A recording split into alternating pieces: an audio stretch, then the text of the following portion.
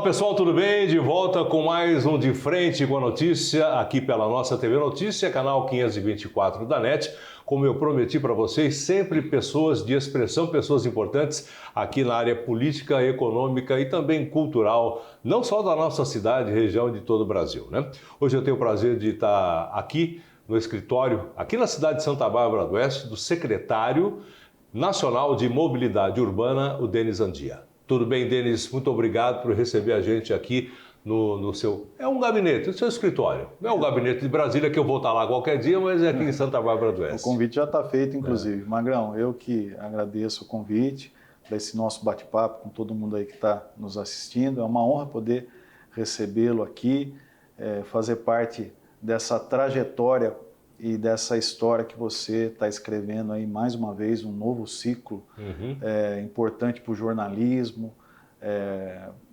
para a política, para a vida pública da nossa região. E esse certamente é um canal importante para a gente chegar a todos com a informação a respeito do nosso trabalho.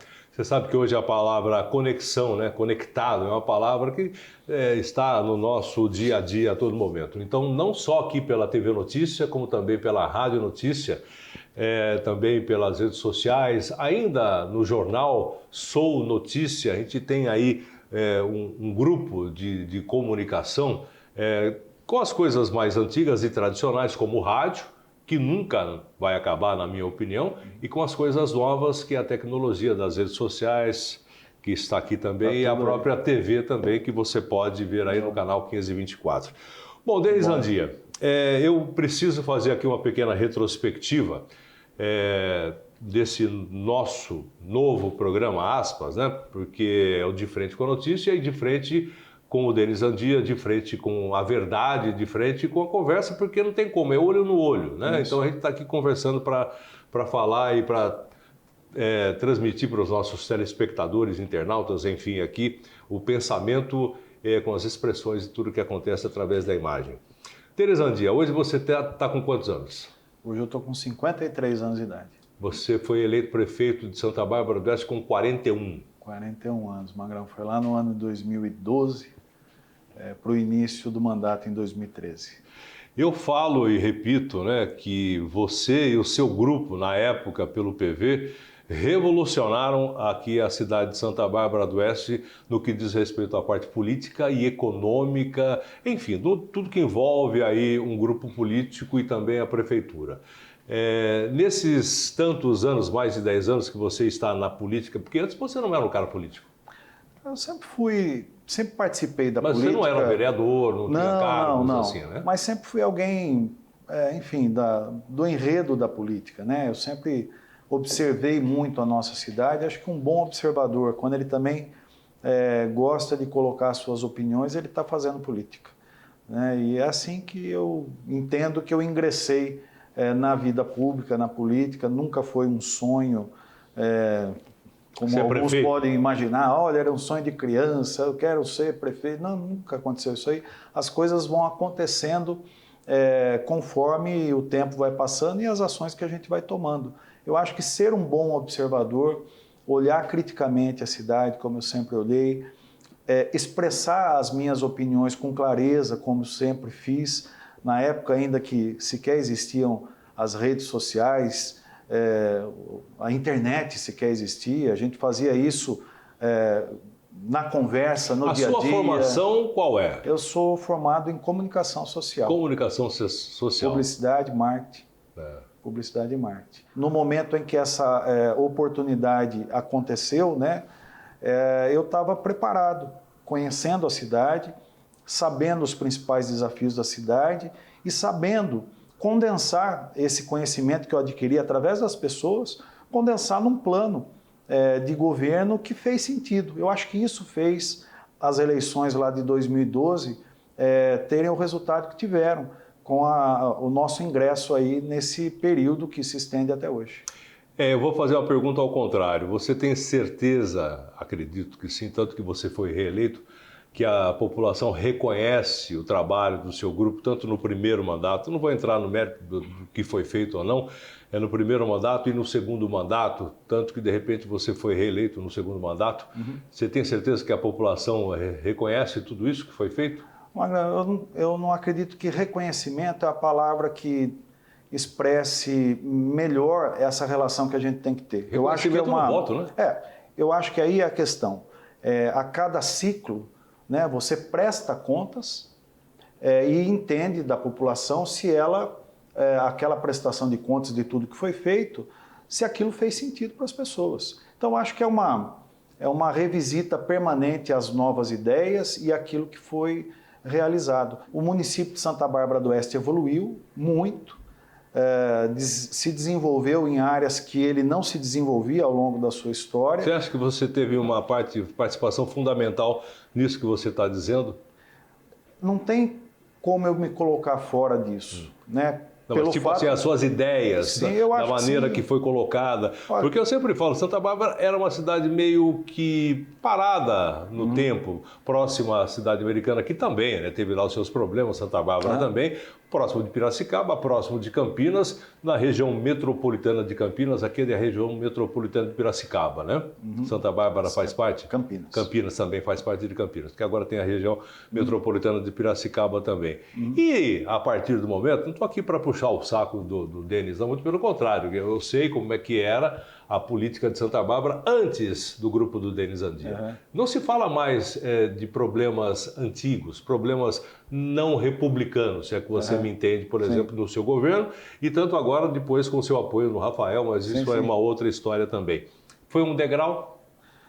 Eu acho que a cidade evoluiu. Sim, né? A cidade evoluiu. Eu acho que o modo que nós colocamos em 2012, quando a gente coletivamente decidiu, vamos disputar uma eleição e apresentamos um rol de ideias, primeiro deixar claro que essas ideias não são ideias apenas minhas, né? Eu fui o responsável por colocá-las em prática, por montar uma equipe para colocar tudo isso em prática.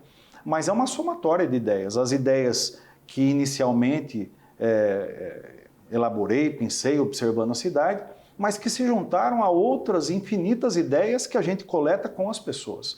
Eu fiz um trabalho, Magrão, em 2011, olha só, a eleição foi em 2012, mas em 2011 eu dediquei muito tempo visitando bairro por bairro da nossa cidade, ouvindo as pessoas, muitas vezes sem que as pessoas sequer me conhecessem, porque passaram a me conhecer muito mais depois da eleição, mas antes, praticamente um anônimo, visitando os bairros da cidade, visitando os locais públicos, a prestação de serviço, conversando com as pessoas, entendendo o que a pessoa precisa em cada bairro, porque muitas vezes o que precisa num bairro não é o que a pessoa deseja no outro.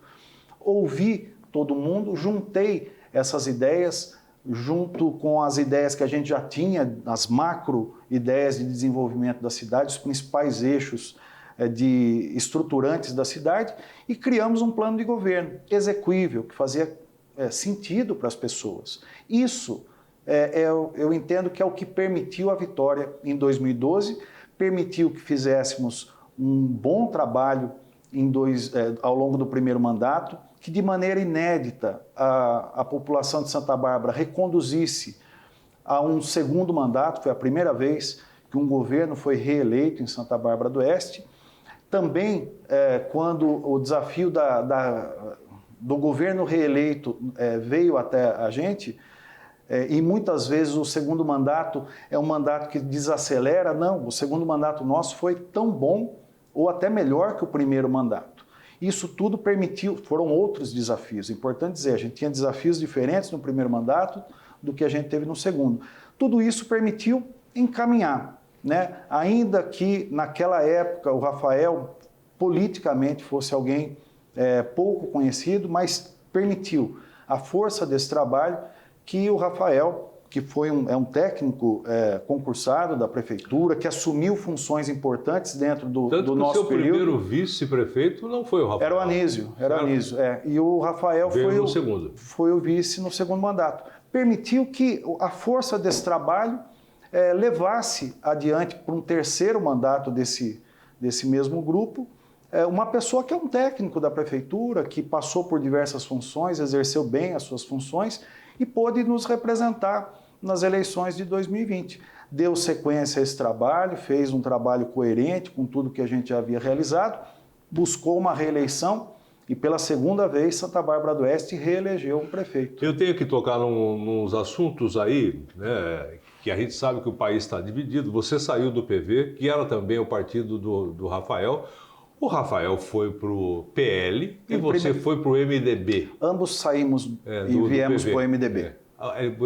Depois, verdade, desculpe. Aí ele foi para o PL. Isso. E aí isso atrapalhou, ajudou ele, você acha? Tanto que ele foi reeleito? Não ajuda nem atrapalha. Eu acho que a questão da reeleição, ela tem muito a ver com a qualidade do trabalho e o enredo todo desses últimos 12 anos de trabalho. Que o Rafael realizou como prefeito nesses últimos 4 anos, que nós realizamos nos primeiros 8 anos, e o conjunto de tudo que nós conseguimos entregar. O Rafael foi coerente com esse trabalho, e eu acho que isso aí é o fator principal da reeleição do Rafael, a coerência com esse trabalho e com aquilo que as pessoas desejam para Santa Bárbara. Eu estou mencionando o Rafael porque eu já fiz uma entrevista com ele também aqui, nesse mesmo programa aqui, e falei a respeito. Eu sei que esse é o assunto que vai ficar para o final do programa, mas perguntei para ele se ele é candidato a deputado. E ele disse que sim, não com as palavras assim, exatamente. De repente, o grupo, o partido, ele é PL, partido porque também tem a possibilidade do Franco Sardelli de Americana também vir. Então tem essa história, talvez ele deputado federal, talvez o Franco deputado estadual. Mas tem o Denis Andia.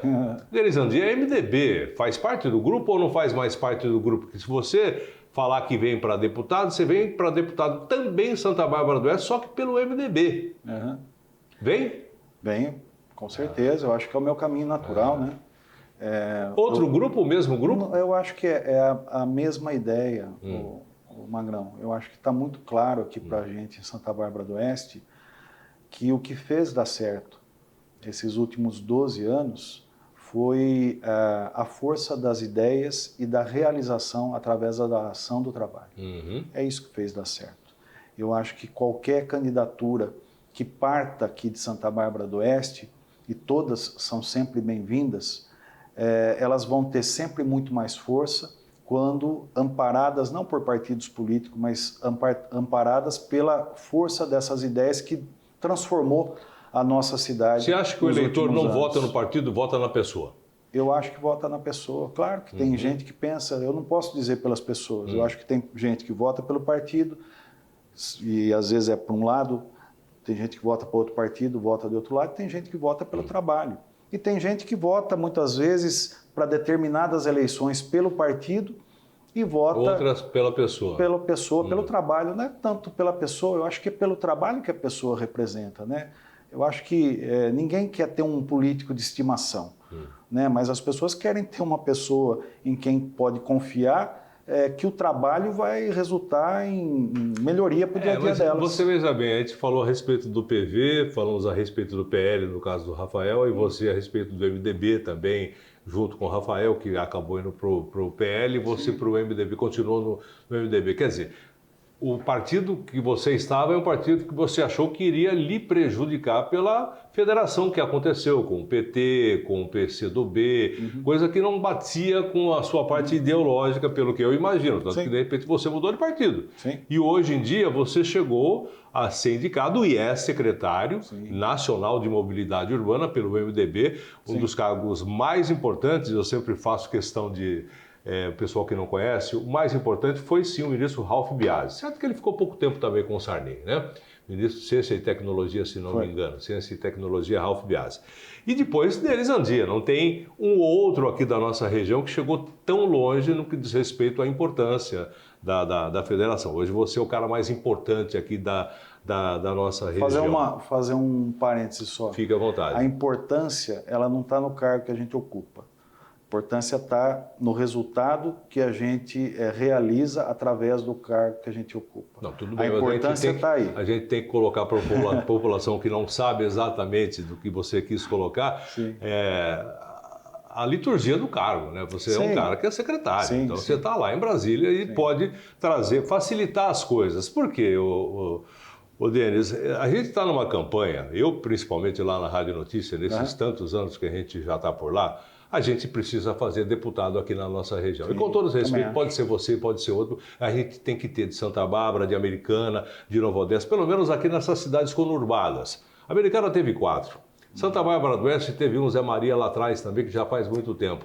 E muita gente vem aqui, toma o voto da população, vai embora, e a gente fica agora com um montão de problemas que o deputado pode facilitar e muito, não só com emendas, mas com a sua parte política fazer a coisa acontecer. Então nós estamos nessa briga, né? Nessa bandeira, vamos falar assim, que a gente vai chegar mais a fundo logo mais aí no final do programa. Então por isso que eu falo da importância de ter um secretário. Claro. Né? É verdade? Por exemplo, o nosso telespectador, quanto é que você, não vou falar em números, né? O que você já trouxe para Santa Bárbara do Oeste, que é a sua cidade? Olha, investimentos em infraestrutura viária, pavimentação, recapeamento, investimentos em saneamento ambiental, água, esgoto, habitação, moradias, a interlocução com o Ministério da Educação e Ministério da Saúde para o recebimento de unidades de saúde e unidades escolares, toda a interlocução política necessária com qualquer ministério, qualquer situação que precise ser resolvida em Brasília. Por exemplo, tivemos aí a infelicidade, né, a tragédia que aconteceu aí das chuvas torrenciais que ocasionaram problemas aqui. Santa Bárbara do Oeste, Para exemplificar, fizemos uma reunião, eu, prefeito Rafael, secretário nacional da Defesa Civil, o Volney, e toda a equipe lá da Secretaria da Defesa Civil Nacional, para a busca de recursos, para poder recompor estruturas públicas que foram perdidas, para poder liberar o pagamento, o fundo de garantia para as pessoas que ficaram desabrigadas, enfim. Uma interlocução que, se você não tem uma pessoa lá em Brasília, ela fica muito mais distante, talvez sequer ocorresse. Então, isso, porque você me perguntou de Santa Bárbara. Sim, mas tem outras cidades. Do mesmo jeito... Aliás, você tem essa prerrogativa, lógico, você é um cara de Santa Bárbara do Oeste, mas você trabalha em todo o Brasil. Aliás, vou para o intervalo comercial, na sequência eu posso, desculpa interrompê-lo, claro. A gente volta para falar a respeito da sua ação aqui na cidade de Santa Bárbara. Que é para a região inteira. Tudo isso que eu falei agora, Magrão, vale para todas as cidades da nossa região, eu tenho feito o mesmo Como trabalho. a gente está falando aqui para 11 cidades pelo canal, a gente está para Americana, Nova Odessa, Santa Bárbara, Sumaré e Hortolândia. Depois, eu sempre brinco do lado do rio, Piracicaba, Limeira, Rio Claro, Araras. E mais para o centro, Mojimirim, Mogi Guaçu, eu quero lá também trazer aí a opinião do prefeito, dos presidentes de Câmara, que é um lado mais distante aqui da gente, mas a gente está lá. Claro. Então eu peço licença todo dia para entrar e estar falando com o pessoal de outras regiões aqui do estado de São Paulo. Excelente. Esse aqui, para quem não conhece, vocês que são aí de outra região, principalmente Mojimirim, Mogi Guaçu, é o Denis Andia, secretário nacional de mobilidade urbana. Então o que ele fala para a Americana, fala para vocês também, né? Porque você é do Brasil. Você não é só de Santa Bárbara, não só de Americana, não só de Nova Odessa. Minha função exige que eu olhe para o Brasil. Sim. Tá mas com o coração sempre na nossa região. Tá certo. Aí a gente volta já, continuando aqui com o secretário de Mobilidade, Denis Andia.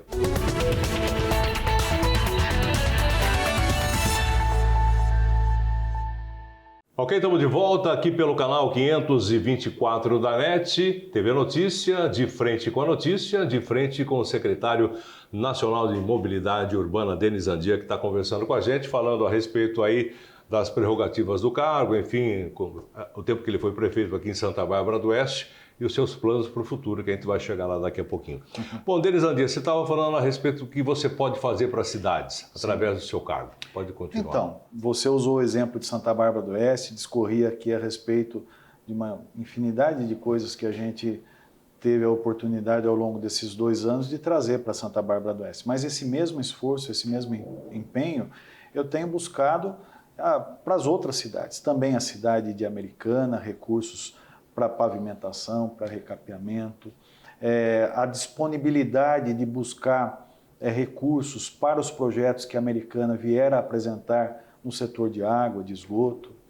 Habitação já é um resultado concreto do nosso trabalho. Não é a sua praia, mas você está perto e já... É dentro do Ministério onde eu trabalho, né? Então é importante ressaltar que o trabalho da mobilidade urbana lá, da Secretaria Nacional, ela está dentro de um guarda-chuva um pouco maior, que é o Ministério das Cidades. O Ministério das Cidades ele é responsável pela mobilidade, que eu cuido e sou responsável, desenvolvimento urbano, políticas de periferias, saneamento de água, esgoto e habitação, que tem o programa Minha Casa Minha Vida. Então, aonde é possível atender os municípios da nossa região, eu tenho a liberdade, a autonomia, inclusive, por ofício do trabalho, de buscar representar o Ministério aqui na nossa região. A Americana, por exemplo, está recebendo 200 unidades do Minha Casa Minha Vida, Santa Bárbara do Oeste, 250, Sumaré, 300 unidades, Hortolândia, 400 unidades,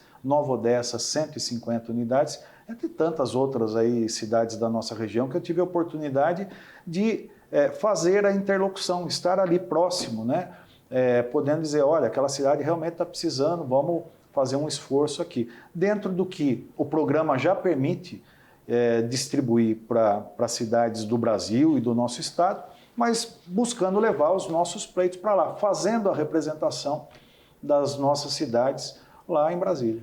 Agora, Denis, tem vou colocar assim um pepino, um problema muito grande que não sei como é que vocês vão conseguir resolver, que é a mobilidade.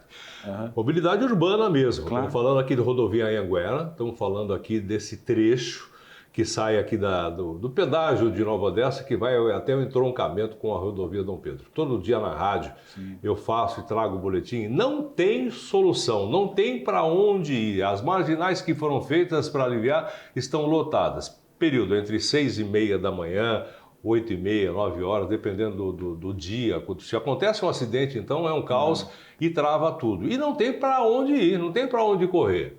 O que você pode falar para esse pessoal que vai obrigatoriamente todo dia que sai de Santa Bárbara, de Americana, de Nova Odessa, de outras cidades e vão até Campinas, ou entroncamento com a Dom Pedro? Ali, depois a coisa ameniza um pouco também e complica logo na chegada a São Paulo, que você sabe que lá trava tudo também pelo congestionamento das marginais, quem chega para entrar na cidade de São Paulo. O que você pode falar? Isso aí não tem para onde. O trem metropolitano, por exemplo, é uma das possíveis soluções? Eu acho que é um componente importante. Primeiro, deixar claro que o nosso trabalho lá na Secretaria Nacional de Mobilidade Urbana diz respeito à mobilidade dentro das cidades e dentro das regiões metropolitanas conurbadas. É o nosso foco de trabalho. É claro e evidente que isso tudo está dentro do mesmo enredo, que é tudo que você acabou de colocar, e a gente pode discorrer a respeito disso. Magrão, acho que alguns componentes. Acho que primeiro e fundamental, quando fala de mobilidade urbana, muitas vezes se confunde a questão de ter mais espaço para carros como uma melhoria de mobilidade urbana. E não é isso. Na verdade, mobilidade urbana é poder ter as ações e infraestrutura de transporte público com qualidade, que permita, com qualidade, barato. Evidente, barato, exato, é isso que se busca, exatamente, senão a coisa não acontece. Não de forma que o transporte público seja atrativo e disponibilizado com a necessidade que as pessoas têm, no horário que as pessoas precisam ter, para que menos carros circulem. É assim onde funciona no mundo inteiro, onde a mobilidade que tem países desenvolvidos, menos desenvolvidos, temos os mesmos desafios, mas aonde funciona melhor, investimento em transporte público. Aí você colocou um ponto que é um elemento importante para a nossa região, trem intercidades. O trem intercidades é uma linha, para quem não conhece, é uma obra capitaneada pelo governo do estado de São Paulo, com recursos da iniciativa privada, são 14,4 bilhões de reais, iniciativa privada, recursos do governo federal, são 6,3 bilhões de reais de investimentos do governo federal, numa obra pioneira para o nosso estado, pelo menos pioneira nesses nossos tempos, né? Porque décadas atrás nós já tivemos e deixamos para trás tudo isso. Mas que vai uma linha expressa que sai de São Paulo, passa por Jundiaí e chega até a cidade de Campinas. Esse eixo, quando implantado, vai tirar uma infinidade de carros da rodovia Anhanguera, da rodovia Bandeirantes. Como é que você vai convencer o motorista a deixar o carro em casa e pegar o trem intercidades quando estiver pronto, obviamente, que ele vai ter um transporte com qualidade e barato? Bom, primeiro o trem intercidades já nasce com modicidade tarifária e nasce com qualidade. Quando tiver implantado, e a obra é uma obra, claro, de grande porte e de longo prazo, ela fica pronta em 2031, talvez, pelo que a gente está analisando aí, até em 2030. Mas temos que entender, o transporte... Todo o trajeto? Até todo o trajeto. São duas linhas, né? Uma que é a paradora, que sai de São Paulo, para em alguns pontos, chega até Jundiaí, depois para em mais 3 pontos e chega até Campinas. Tá. E uma outra linha que é a expressa, que é São Paulo, Jundiaí, Campinas. Uma parada apenas em Jundiaí. E só. Só. A questão, Magrão, é que quando o transporte público, nessa característica, para quem ele é feito? Né? Quem que vai pegar esse trem? Provavelmente não é aquela pessoa que uma vez na semana precisa ir para São Paulo e tal, mas aquele que sai todos os dias, segunda a sexta-feira, sai para trabalhar em Jundiaí, sai de Campinas para trabalhar em São Paulo e que precisa rotineiramente e que não encontra outra alternativa a não ser usar o próprio veículo. Maciçamente são esses os primeiros usuários e os mais visados nessa linha, né? Eu acho que, e aí complementando um pouco aí para a resposta da tua pergunta. Porque na Anhanguera, por exemplo, você como secretário nacional, você não tem ingerência nenhuma porque é uma rodovia do Estado de São Paulo. Primeiro é uma rodovia concessionada, né? Certo. Então, fazer o quê? Até o próprio Estado de São Paulo também não tem limitações de gerência nela, né? É uma concessão. Mas o desenvolvimento de tudo, veja só, essa parte do trem intercidades tem uma participação nossa lá do nosso trabalho, né? Por exemplo, indo um pouco mais adiante, mais perto de São Paulo, você falou da entrada ali de São Paulo, né? Que congestiona e congestiona mesmo, tem um outro investimento nosso lá que é a ampliação, né? A continuidade do Rodoanel Mário Covas, aliás, que tem o setor norte. Quanto tempo isso está parado, Denis? E agora, então, ficou parado, saindo do papel com trabalho conjunto, governo federal, governo do Estado de São Paulo.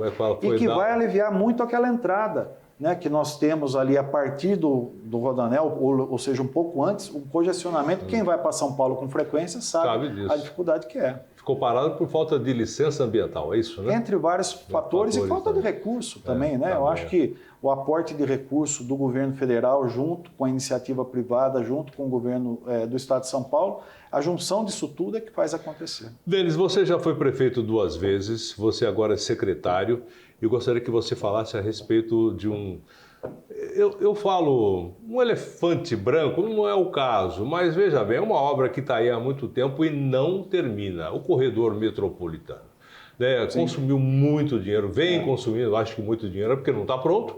Sai de Campinas, passa por Hortolândia, por Sumaré, Nova Odessa, Americana e volta até a certa parte de Santa Bárbara do Oeste. Alguns trechos de Nova Odessa, principalmente, mas, por exemplo, tem parte que não foi feito nada. Sumaré, por exemplo, vai desapropriar metade do centro da cidade. Impossível. Eu vejo dessa maneira, não sei. E aí? O que pode acontecer? Essa não é uma bandeira de mobilidade urbana? Com certeza. É uma obra, inclusive, que foi muito batalhada ao longo dos anos. Trouxe um impacto na sua implantação, na sua construção ao longo de anos para diversas cidades. Quanto tempo? Mais de 20 anos? Olha, que começou em Campinas, né? Eu acho que tem uns 20 anos em Campinas. É verdade. Para você ter uma ideia, quando eu comecei em 2013 como prefeito de Santa Bárbara do Oeste, a obra estava para sair do papel e começar, de fato, a virar obra, né? Me lembro ainda da luta, da batalha toda que foi discutir o traçado, discutir alguns pontos importantes, como o prolongamento da Avenida São Paulo, que aconteceu, está aí, todo mundo utiliza no dia a dia. Eu acho que a gente tem que entender primeiro de um certo ponto de vista, Magrão. A obra, do jeito que ela foi feita até agora, ela serve aos municípios internamente. Eu digo, por Santa Bárbara do Oeste, só o fato da gente prolongar a Avenida São Paulo, interligar ela ali à Avenida Isaías Hermínio Romano, só isso foi um grande ganho para a mobilidade, para o deslocamento das pessoas. A Americana teve as suas obras, a Avenida, por exemplo, Ampélio Gazeta, ali em Nova Odessa, e que se estende por Sumaré, teve muita melhoria. Agora, não é isso que a gente deseja. né? O que a gente deseja é que o corredor funcione começo, meio e fim. Como ele foi idealizado, que leve as pessoas, que tire gente da rodovia, as pessoas que hoje usam o seu carro, sua moto e possam usar um transporte. Eu acho que o governo do estado precisa olhar com atenção para isso daí. Falo com muito respeito. Mas porque... quanto já foi gasto? Não, eu acho com muito respeito, Magrão, pelo seguinte, esse corredor ele ficou praticamente concluído ao final ali de 2019. Com a pandemia, tudo se retraiu, tudo. Então, acho que o processo de implantação do sistema de transporte no corredor foi interrompido pelo período da pandemia. Foi quando a obra ficou pronta. Eu acho que o que veio depois é que não retomou a ideia. Então, o que eu acho que a gente pode fazer realmente governo do estado, municípios, ver se falta alguma obra de transposição, alguma obra complementar. Você falou ali da região de Sumaré, Hortolândia. Hoje o pessoal pleiteia uma alça que sai desse trajeto central, original, né, e contorna ali para exatamente poder ter... Você veja bem o que aconteceu na cidade de Americana. Fizeram aquele terminal rodoviário no centro da cidade que acabou com o centro da cidade. Eu acho que aquilo foi um grande erro do projeto. Grande erro. Poderia ser em outro ponto, eu sempre falo a Avenida Bandeirantes ao lado, que inclusive liga a entrada da SP-304 com a Avenida Europa, que leva para Santa Bárbara do Oeste. Não sei na cabeça de quem passou. Acabou com o centro da cidade e não tem nada a ver, né? E algumas outras coisas que foram pontualmente, vamos colocar desse jeito, feitas de maneira errada e que agora não tem Magrão, como qual a história retornar daquilo lá, para deixar claro para todo mundo, né? Eu também concordo com você, acho que todo americanense que passa ali sabe ali, porque aqui foi uma obra mal dimensionada em termos de tamanho, porque o projeto daquele terminal é muito parecido com o projeto da nossa rodoviária aqui. É igual? É praticamente igual na mesma dimensão. Ou seja, ele não cabe naquele espaço ali. Não foi feito para estar naquele espaço. Para piorar um pouco, ele foi implantado num período de muita dificuldade econômica para o município de Americana, que já passava por uma crise têxtil, que passava por uma crise que permeou a questão política e a crise de 2015 e 2016 que assolou todos os municípios do Brasil inteiro.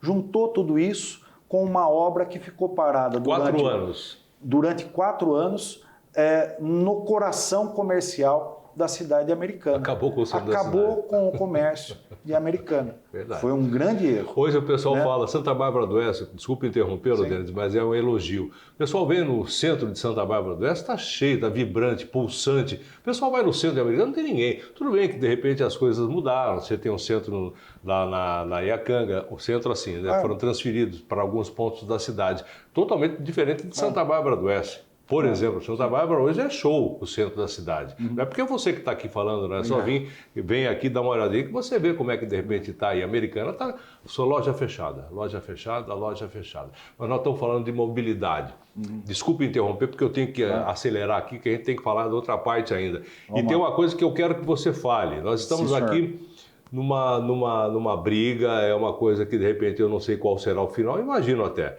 Pedágio na SP-304. Antes do pedágio, só para a gente fechar a ideia do corredor metropolitano, eu acho que o governo do estado precisa olhar para as nossas cidades, se não é para fazer o corredor funcionar de ponta a ponta, Santa Bárbara do Oeste a Campinas, bom seria, hein? Seria o ideal e é o que todos nós desejamos. Facilitaria muito, melhoraria muita coisa, que inclusive vai ao encontro da pergunta que você estava começando a fazer sobre as rodovias. Mas que ao menos permitisse que cidades, vamos dizer, por exemplo, Santa Bárbara do Oeste, Americana e Nova Odessa, pudessem ter um sistema tronco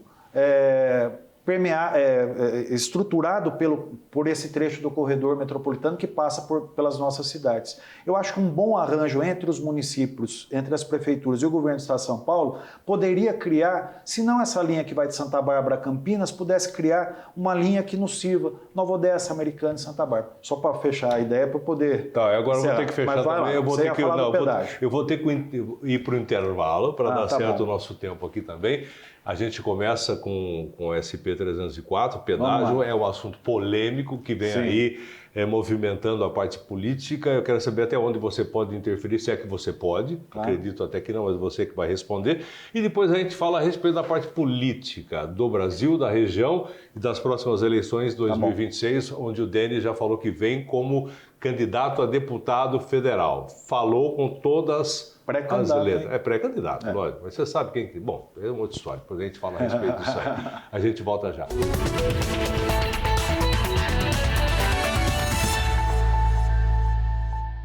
Ok, estamos de volta aqui pelo canal 524 da NET TV Notícia, de frente com a notícia, de frente com Denis Andia, secretário nacional de Mobilidade Urbana, falando sobre vários assuntos, né? Pelo menos eu posso assinar que você não se privou de nenhuma resposta até agora. Vamos ver daqui para frente, né? Vamos ver o último bloco agora, hein? Como que vai ser? Denis, vamos lá. Tarcísio anunciou tempos atrás a possibilidade de pedágios na SP-304 num projeto do Estado de São Paulo para 33 concessões. Eu não sei exatamente, eu não posso te explicar aqui agora, você sabe melhor que eu, inclusive, né? Ou seja, o que vai afetar a gente aqui é a SP-304 com 3 praças de pedágio, praças aspas também não serão praças, né? E nem sabemos se isso realmente vai acontecer. Você, como secretário de Mobilidade Urbana, você não pode fazer nada a respeito disso, a não ser opinar. É uma opinião, eu acho que é uma opinião qualificada. Lógico, né? Com tantos os outros prefeitos também e tudo mais. Não apenas pelo fato da função que eu ocupo, que diz respeito à mobilidade urbana dos municípios, mas sobretudo por conhecer a nossa região, conhecer o dia a dia da nossa rodovia, conhecer a realidade do trânsito e da locomoção das pessoas dentro das nossas cidades. Eu sou contra a questão do pedágio, tem que deixar isso com muita clareza para todo mundo, por alguns motivos.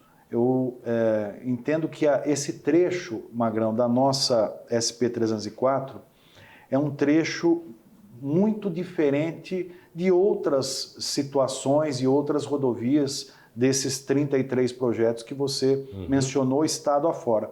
Tem uma diferença muito grande porque é um fluxo local e intenso de pessoas. Eu chamo a grande avenida que se tornou a SP-304. Exatamente. E isso nos diferencia e por conta disso nós devemos ser ouvidos de forma diferente. Para não ir muito longe, para a gente não ficar falando de outras rodovias em outros cantos do estado, vamos falar do mesmo trecho da SP-304. Ele tem ali de Americana até Piracicaba. Só que quando a gente imagina da Anhanguera até a Bandeirantes, ele é muito diferente do trecho da Bandeirantes até Piracicaba. É outra SP-304. Para não falar que a SP-304 depois de Piracicaba, que vai lá para São Pedro, é bem diferente ainda. Então, nesse trecho que se fala de ter o pedágio, eventualmente pedágios, esse nosso trecho é muito diferente desse outro, que vai da Bandeirantes até Piracicaba.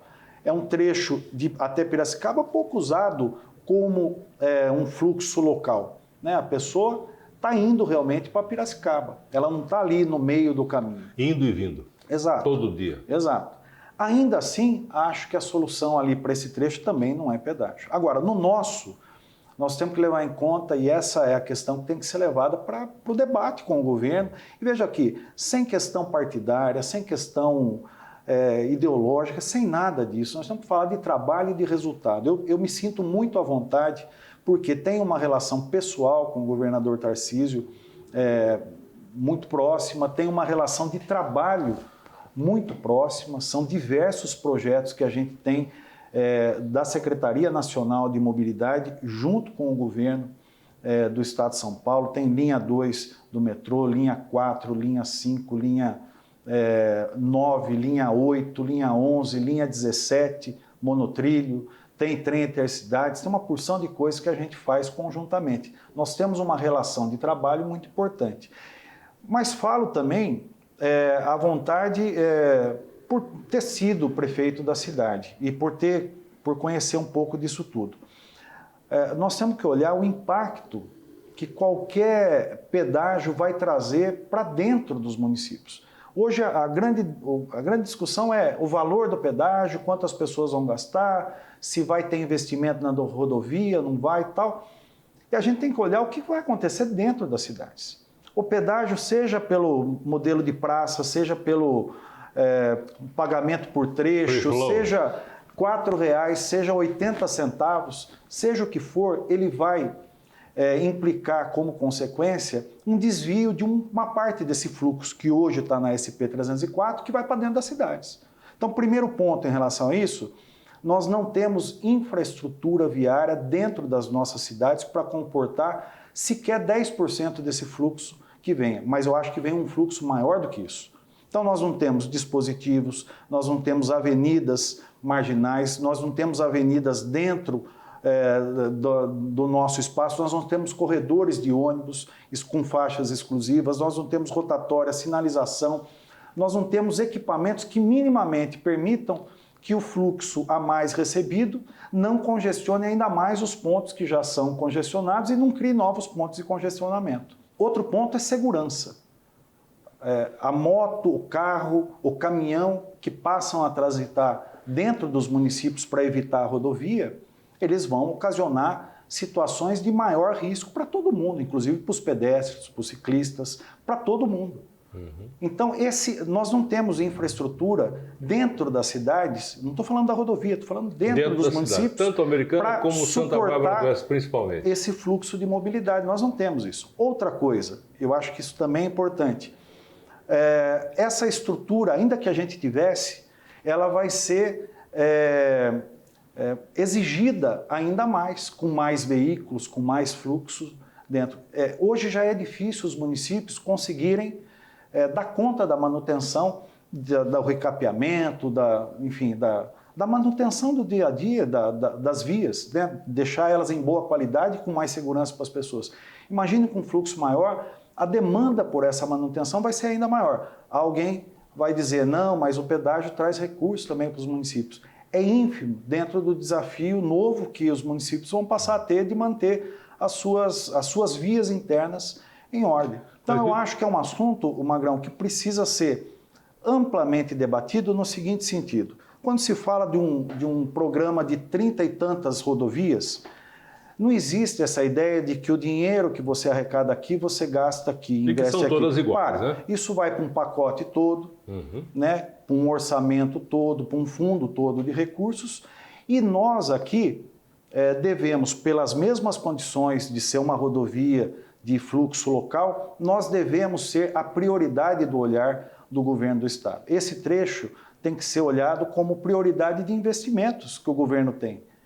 Então, esse recurso ele não sai necessariamente da arrecadação aqui. É uma obrigação, é um direito de todos nós termos uma rodovia em boas condições, é responsabilidade do Estado fazer com que as rodovias estejam em boas condições, e o recurso ele não é arrecadou aqui, gasta aqui. O IPVA não é assim, você sabe que não é. Arrecada e gasta onde é prioridade. Dentro das prefeituras é a mesma coisa. Mas viu, Denis, o próprio governador mudou um pouco o tom que ele teve na cidade de Piracicaba. Porque ouviu o clamor das pessoas. Exatamente. Eu vou fazer duas colocações para você. Ele disse que de repente pode colocar esse trecho fora das concessões, mas também disse que os investimentos não seriam feitos porque o pedágio não seria cobrado. Eu tenho certeza que ele já se arrependeu disso que ele falou. Porque não é porque não está dentro disso aí que o governo do Estado deixa de ter responsabilidade de fazer os investimentos.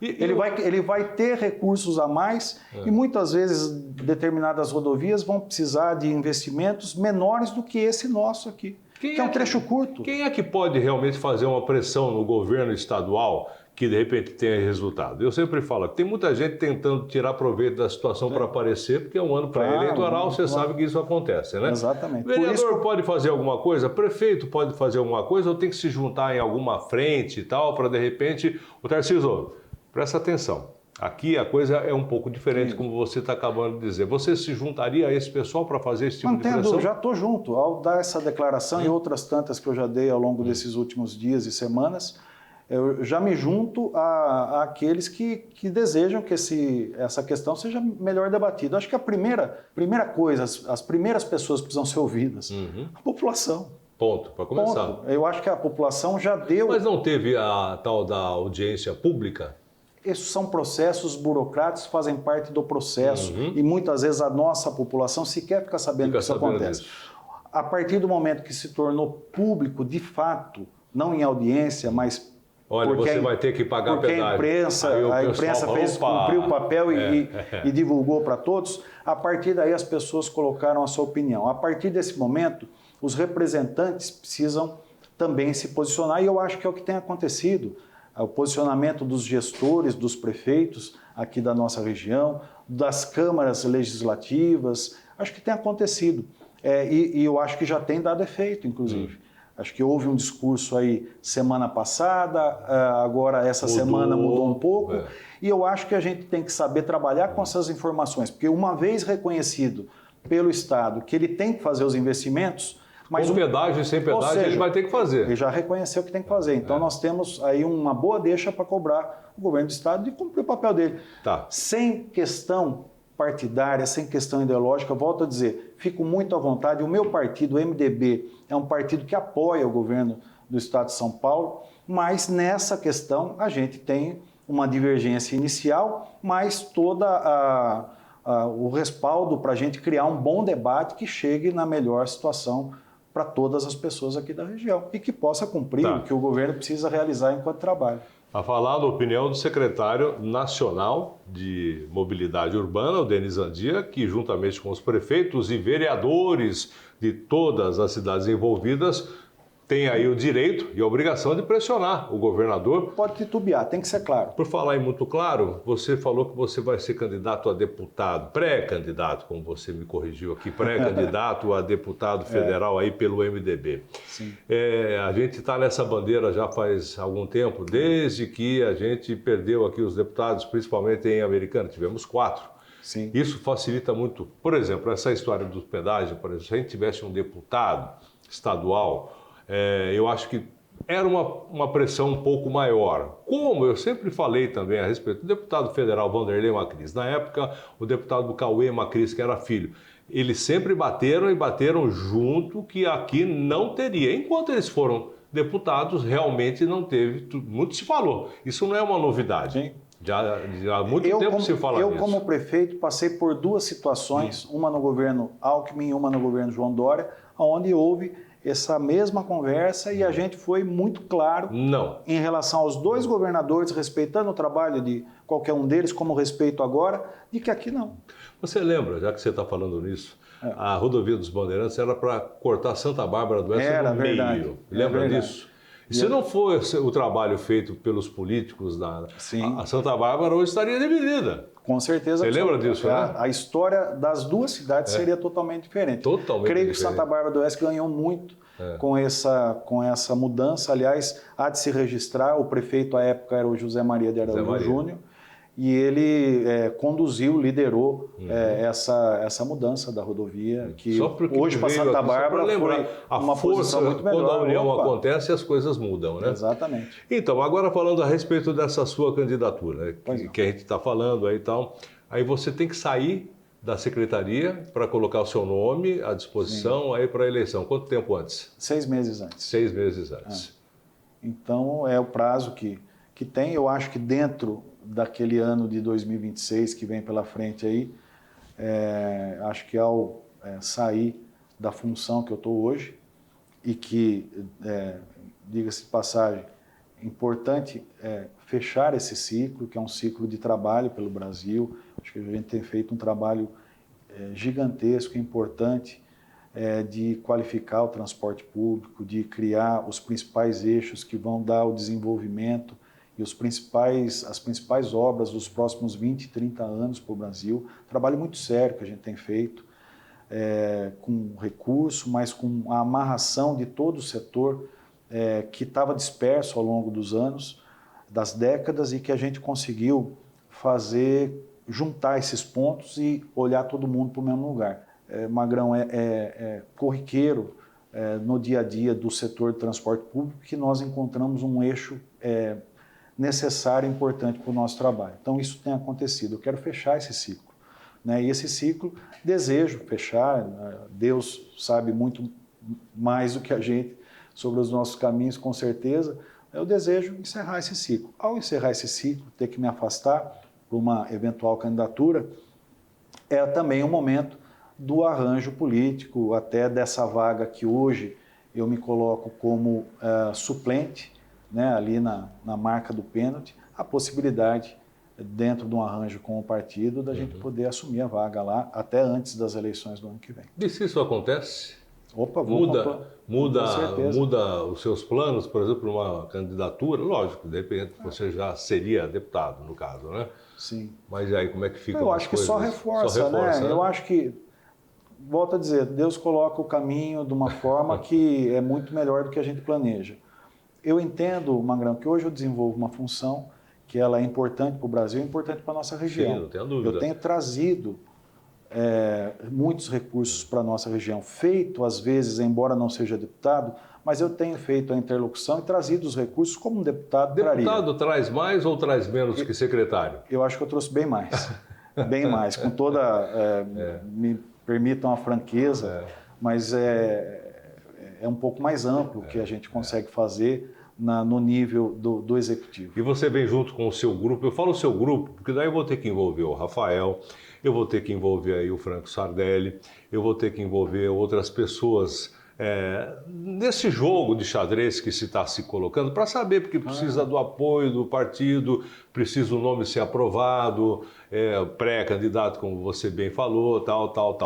Normalmente aqui o pessoal trabalha com dobradinhas. Sim. Né? Tanto para deputado estadual, deputado federal, vai vir a dobradinha. Você vai fazer dobradinha ou você vem solo? Olha, primeiro a gente precisa... Não, solo, política ninguém faz nada sozinho. Sempre fazemos em grupo, né? Política sozinha não é política. Sempre representamos uma ideia, um contexto como um todo. Eu posso falar das minhas decisões, do que eu estou apto e estou decidido a fazer, mas eu não posso imaginar o que os outros vão fazer. Por exemplo, eu imagino você candidato a deputado federal por Santa Bárbara do Oeste pelo MDB. Imagina o Rafael Pelvezan candidato a deputado federal pelo PL. Ou estadual. Mas aí o Franco Sardelli. E aí como é que faz essa história? Como é que faz o Eliel? 50 mil votos. Aí tem o Ricardo Molina, tudo bem que é outra história. Republicanos, temos a Giovana, que talvez mude de partido. E por que todos nós não podemos conversar e montar um mesmo tabuleiro onde a gente tem a capacidade de eleger um número maior, como você comentou, que a região já teve 4. Quem sabe a gente não consegue, dependendo desse arranjo, desses nomes todos que você falou, e que eu não sei se cada um deles tem, de fato, a disposição para sair candidato, cada um tem os seus compromissos e sua forma de pensar. Mas quem sabe um tabuleiro que a gente monte que favoreça a eleição desses nomes e não contraponha e dificulte a eleição desses nomes. Eu acho que é isso que a gente tem que pensar, conversar bastante. Acho que eu estou dizendo com clareza do que eu desejo, mas eu não posso falar pelos outros. Nós estamos apenas começando as conversas. Isso, eu acho que é muito bom. Porque eu estou falando com você, falei com o Rafael, vou falar muito provavelmente tanto com o Giovana. Você falou do Rafael fazer uma dobrada, fazer para federal, e se o Rafael vai para estadual e eu vou para federal, ou o contrário? O contrário, vai saber. Quem sabe a gente não senta, não conversa com o Franco, se esse é o desejo dele, se é o desejo do Chico. O Molina, por que não dá para sentar todo mundo e conversar? Eu acho que porque a política, você sabe que não é bem assim. Mas a política é a arte de colocar as ideias e dialogar. Eu acho que a boa política, ela leva a bons resultados. A política ruim, ela leva sempre a resultados que não são bons. Mas eu acho que todos nós temos a condição de poder sentarmos numa mesma mesa e definir outras coisas, talvez outros nomes, além desses que você falou. Outros vão aparecer, você não tem a dúvida. Mas é isso aí, Denis. Obrigado pela sua participação, por ter recebido a gente aqui no seu escritório em Santa Bárbara do Oeste, de não se privar a responder nenhuma das perguntas. Eu sei que muitas coisas vão mudar, não tenha dúvida nenhuma, e a gente está apenas começando a falar a respeito disso, né? Pretendo falar com todos os outros pré-candidatos por enquanto, porque a única certeza que eu tenho, e você também há de concordar, é que a gente precisa ter representante lá. Lógico, tanto em Brasília como também aqui em São Paulo, porque não dá para ficar dependendo, obviamente, nada contra Dirceu Dalben, nada contra Ana Perugini. Eles estão tratando, obviamente, né, do seu eleitorado na cidade de Sumaré e na cidade de Hortolândia. Perfeitamente. Obrigado mais uma vez, sucesso, Magrão, que estamos agradeço. disponíveis. Obrigado aí Sempre. da oportunidade, obrigado da oportunidade de conversar com todo mundo aí, falar um pouquinho, inaugurar esse espaço dentro desse programa, com muita honra poder trazer o nosso trabalho, fico à disposição para outras vezes aqui. E dizer que o nosso trabalho é esse, cuidar das pessoas, cuidar das nossas cidades e seguir em frente. Um abraço a todos. Obrigado mais uma vez. Obrigado. Bom, pessoal, chegando no final de mais um De Frente com a Notícia, hoje de frente com o secretário nacional de Mobilidade, o Denis Andia, e na próxima semana sempre um convidado especial de Frente com a Notícia.